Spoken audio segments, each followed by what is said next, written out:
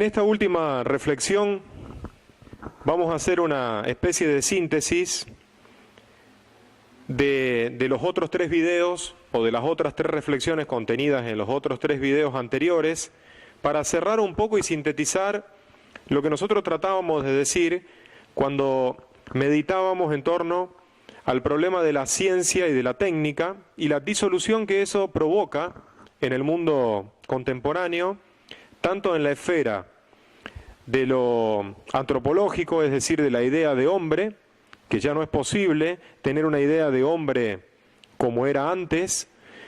también en la esfera de la ética, por todos los avances que se están haciendo, las experimentaciones y manipulaciones,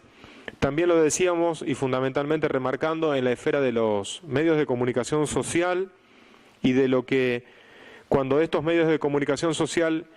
imparten distintas informaciones de distintos lugares, sea internet, la radio, la televisión y demás, lo difícil que se hace encontrar una realidad única para todos, valga la redundancia, porque cada uno de ellos nos ofrece un costado de esa realidad que hace cada vez más difícil llegar a una realidad verdadera o constatable. Es decir, no podemos salir a verificar lo que cada uno de estos medios nos dice acerca de tal o cual noticia. Y así veníamos remarcando que la ciencia y la técnica, de alguna manera, con este efecto, va disolviendo distintos aspectos de lo real. Ahora, en este caso, para hacer una síntesis, y así había terminado yo el último video, la última reflexión, ¿qué entendemos nosotros por un lenguaje violento? Por supuesto que estamos ubicados en un contexto filosófico, no estamos hablando de la violencia familiar ni del maltrato que se puede hacer entre esposos y así sucesivamente. Estamos hablando de un lenguaje violento en el contexto de la filosofía, pero también de la ciencia. Yo lo diría de una manera muy sencilla, que un lenguaje violento es aquel lenguaje que pretende, con lo que dice, atrapar la realidad, y que la realidad sea lo que ese lenguaje dice. Si hay alguien que se ha experimentado en eso, no cabe duda a esta altura ya que es la ciencia. No digo toda la ciencia para que alguno que esté en ese plano no se sienta tampoco tan afectado por lo que estoy diciendo, por supuesto, ¿no? Pero a ese respecto yo diría que la ciencia va pretendiendo una y otra vez explicar, y esa es su función, y todos de alguna manera u otra estamos de acuerdo, ciertas cosas de la realidad, pero el problema está que muchos creen que ellos tienen la última palabra, y acá empieza el problema para mí que hay que discutir, y acá empieza también ese corrimiento hacia un lenguaje que se torna violento. ¿Por qué violento? Porque justamente la violencia en el lenguaje sería toda vez que nosotros le interrumpimos al otro el cuestionamiento que nos hace acerca de nuestras investigaciones. Por ejemplo, si un médico está tratando a un enfermo con quimioterapia y de repente un familiar le sugiere hacer algo alternativo, por supuesto que no creo que la reacción en general, salvo algunos médicos, sea de acceder rápidamente a esa alternativa, sino que enseguida se le va a decir que dejen de decir cosas que eso no sirve, o de última le pueden decir que prueben, pero que sigan haciendo la quimio, ¿me explico? Bien, por ejemplo, Augusto Comte, el padre del positivismo, hablando de la ciencia, él decía que la humanidad pasa por 3 estadios. Un primer estadio es el estadio teológico, donde todo de alguna manera u otra lo entendemos a través de mitos. Los mitos como una explicación dinámica de los fenómenos de la realidad, de dónde salen las cosas, por qué pasa esto, por qué pasa lo otro. Cada cultura en su origen tiene un mito que explica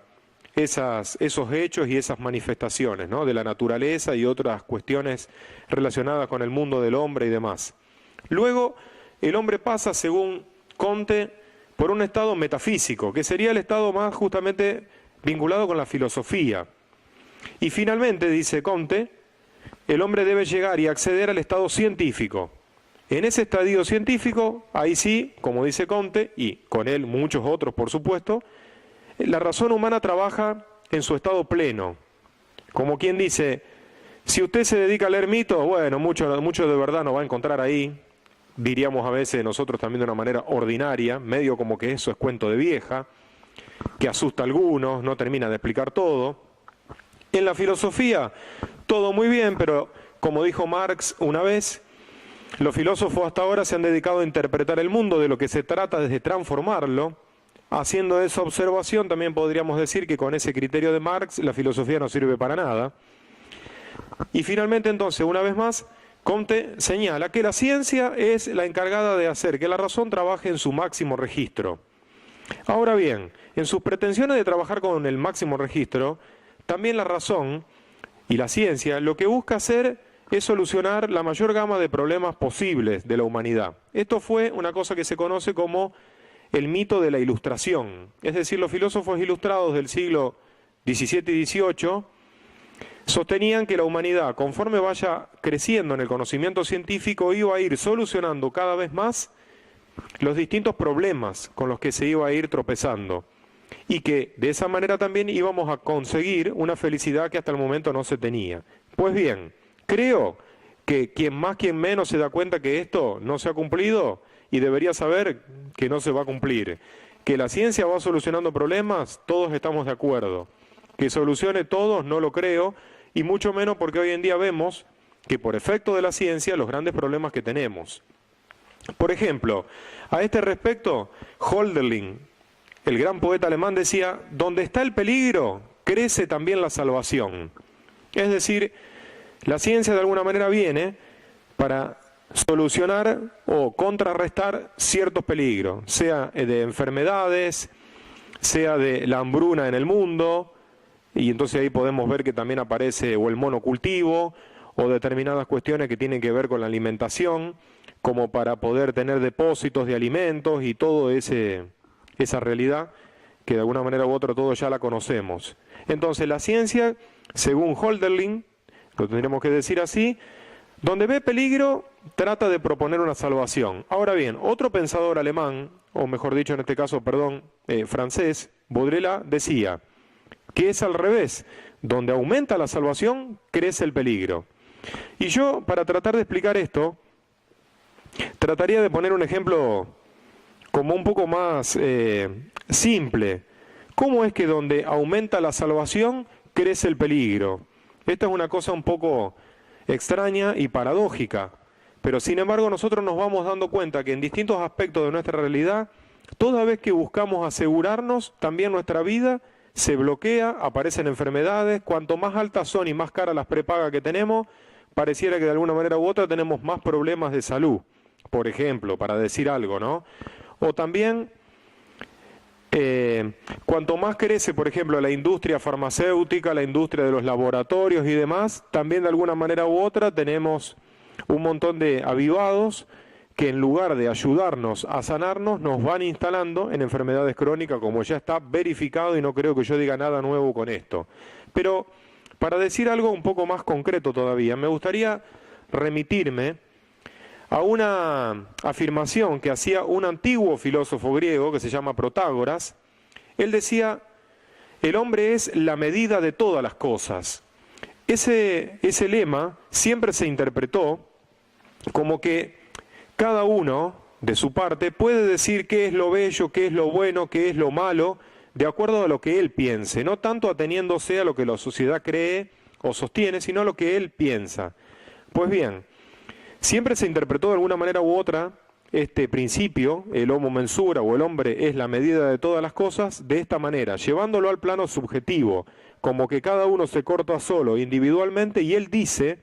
qué cosa es para él lo bello, qué cosa es para él lo bueno, qué cosa es para él lo justo o lo injusto. Ahora bien, el pensador alemán Martin Heidegger, del que ya he hablado en otra oportunidad, más vale prefiere interpretar este tema de una manera novedosa y que a muchos de nosotros quizás nos podría servir, aunque yo no sé hasta qué punto podríamos cambiar a esta altura de la circunstancia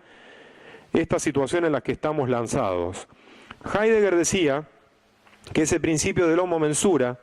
se refiere a la capacidad que tenían los antiguos griegos, o los antiguos en general, de permitir que el ser de la realidad se despliegue en todo aquello para lo cual fue diseñado. Por ejemplo, si yo tengo una planta de naranja en mi casa, vamos a poner un ejemplo bien sencillo para que se comprenda, y yo viviría con esta mirada griega sobre la naturaleza y la realidad, le permitiría a esa plantita dar las naranjas que me quiera dar por año. Ahora, si yo entraría dentro de la dinámica de la ciencia técnica, terminaría haciendo que esta planta, con todas las cosas que le inyecto, los abonos y lo que quieran ustedes, en vez de darme 500 naranjas al año, me dé como 3000. Claro, después nos pasará lo que nos pasa a todos cuando vamos a la verdulería y compramos naranjas que tienen más sabor a plástico que a naranja real, ¿no? Entonces, ¿qué quiere decir esto? Que la manipulación científico-técnica ha disuelto, y como para ir cerrando todo esto que estamos tratando de reflejar de la ciencia técnica, ha disuelto esta capacidad del hombre de resistir y de permanecer y tolerar lo que el ser de lo real tenga para darle sin toquetearlo todo el tiempo. Esto es justamente una de las cosas que hemos perdido. Si bien es cierto, y también estamos de acuerdo que la ciencia técnica con sus manipulaciones nos ayuda a avanzar en algunas áreas, no obstante, mucho de esto que estoy reflejando yo se ha perdido. Y hemos perdido esta capacidad de estar en el mundo soportando de alguna manera u otra lo que el ser de la naturaleza tiene para darnos. Y todo el tiempo, de una forma o de otra, estamos toqueteando las cosas. Eso se hace evidente y nosotros que estamos en una zona agropecuaria lo podemos ver muy claramente y cada vez más se ve en el mundo. ¿Qué ha sucedido con el monocultivo, con la soja, con este tratamiento de la tierra, del suelo, con todas esas cosas que los ingenieros agrónomos pueden explicar mejor que yo? Como quiera que sea, eso también es un fenómeno de la manipulación científico-técnica, en este caso por la rama, en cualquier caso de la agroquímica, si se quiere, que hizo que nuestro suelo quede totalmente alterado, de tal manera que el agua nos está por llegar al cuello y no tenemos modo de resolverlo, salvo haciendo uno que otro canal y peleando entre los campos linderos para ver por dónde lo hacemos pasar, como si eso fuese algo que solucionaría este grave problema que tenemos, que es mucho más grave que hacer un canal y otras cosas que se proponen. Entonces, nosotros lo que tendríamos que recuperar, que no creo que sea muy factible, pero se podría intentar, es esta capacidad de tener un poco lo que Heidegger decía, la apertura al ser de lo real sin toquetearlo y dejarlo que él se manifieste en lo que él tiene para darnos y en lo que de alguna manera es su límite o para lo cual, sea que Dios lo haya creado o sea que haya un principio primero que le dio origen a todo lo que ustedes quieran, pero que permita que esa realidad se manifieste en la medida para la cual fue diseñada y no todo el tiempo estar potenciándola para que ella nos dé otra cosa aparte de lo que tiene para dar. Así que yo espero que estas observaciones, que de alguna manera u otra tienen que ver con ese principio de Baudrillard que dice justamente al revés lo que dice Hölderlin, ¿no? Donde aumenta la salvación, aumenta el peligro. Es decir, toda vez que nosotros queremos salvarnos, pongamos por caso, yo tengo un campo, me quiero salvar económicamente, pongamos un ejemplo que no es el más feliz, pero puede ser así, justamente ahí es donde yo estoy acrecentando el peligro para mí y para los otros. A lo mejor me está rindiendo mucho más quintales ese campo, pero sin embargo estoy acrecentando el peligro para mí y en el mundo y alterando el medio ambiente. Yo espero que estas reflexiones nos hagan pensar también acerca de el evento científico-técnico, los alcances positivos que tiene y todo aquello que es muy nocivo para la vida del hombre, para nuestro suelo y nuestro planeta. Bien, hasta aquí entonces un poco lo que son las reflexiones relacionadas con la ciencia técnica. Espero que haya quedado suficientemente claro. Son temas para desarrollarlo, por supuesto, largamente. No pueden ser sintetizados así nomás porque sí. Muchas personas que de repente están escuchando esto tendrían ganas de discutirme muchas cosas y me parece muy bueno porque así debería ser.